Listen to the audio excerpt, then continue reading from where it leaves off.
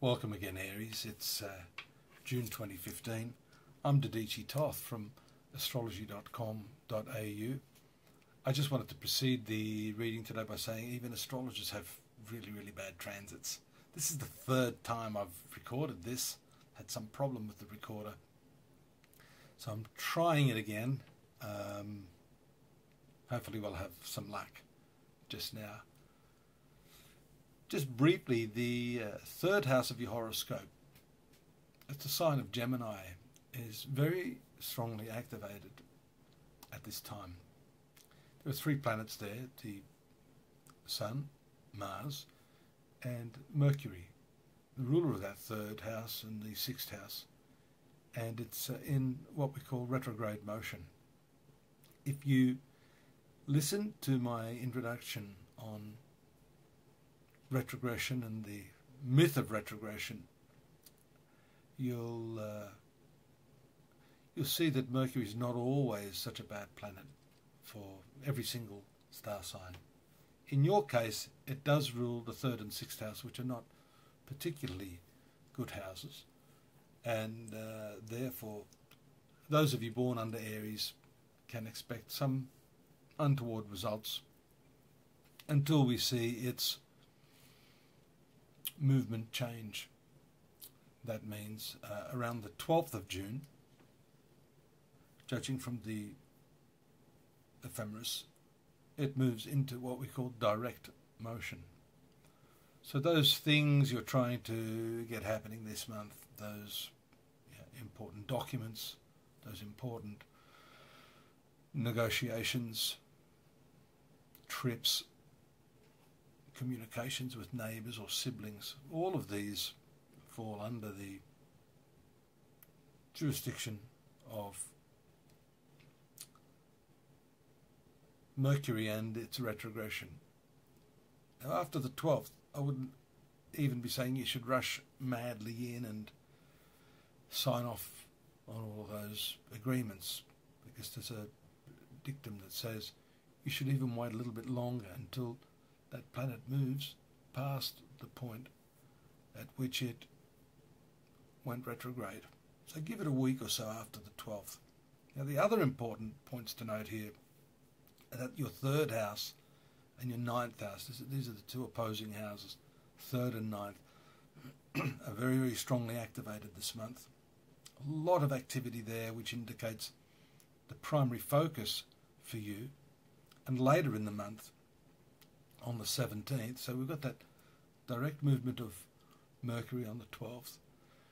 Then the new moon, again in that third house, all pointing to this area of your life being strongly focused. We do see as well there is a very strong conjunction of the Sun with Mars, your ruling planet, earlier on in the piece. That's called combustion, again in the third house. You see that repetitive theme coming through. So that's not particularly good. It can actually affect your health. It can show that you're running around crazily doing too much. So you need to pace yourself during this very sensitive time.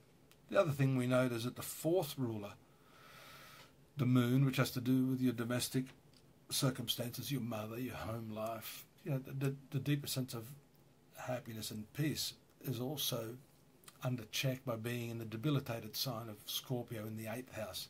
Yes, it's getting fuller and fuller in the first couple of days till it reaches fullness on the 3rd, but it passes over the conjunction of Saturn in your 9th house of higher learning, journeys, ethics, religion, legal matters, etc., etc.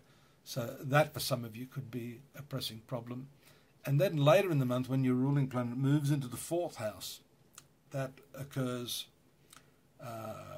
let's have a look at that, Mars to the 4th house, that's later in the month on the 24th. That could set you up for some difficulties with family members, and in particular the matriarch or the mother herself. The fact that you've got Venus there is a nice omen for you. It moves to the 5th house on the 6th, So you've got a little bit of time there, that first week of June, to set things straight in the domestic area until it moves into the 5th house of love affairs and speculation, being the second ruler of finance too. It's not just a relationship planet. It does rule your 7th house, but it rules the 2nd house.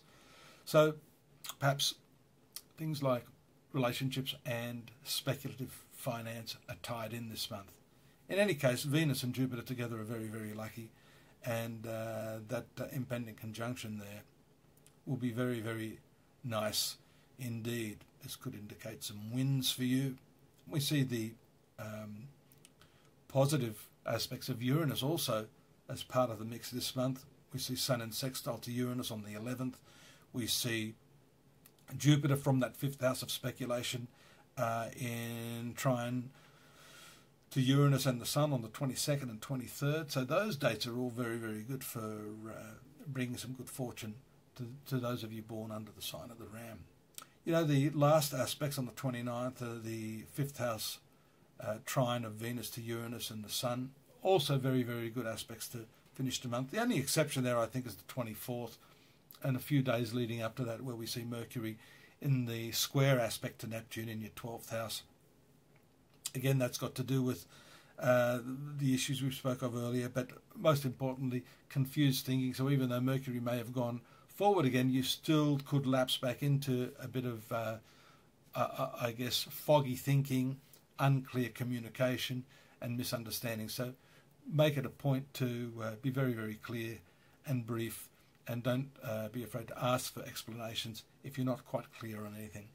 Look, that's the brief view. The longer version's in the site, astrology.com.au. We have a written monthly synopsis of all the aspects there in more detail. Daily readings, yearly readings, free readings, personal readings, the whole lot. Astrology.com.au. And until next month, have a good one. I look forward to seeing you here then. Bye-bye.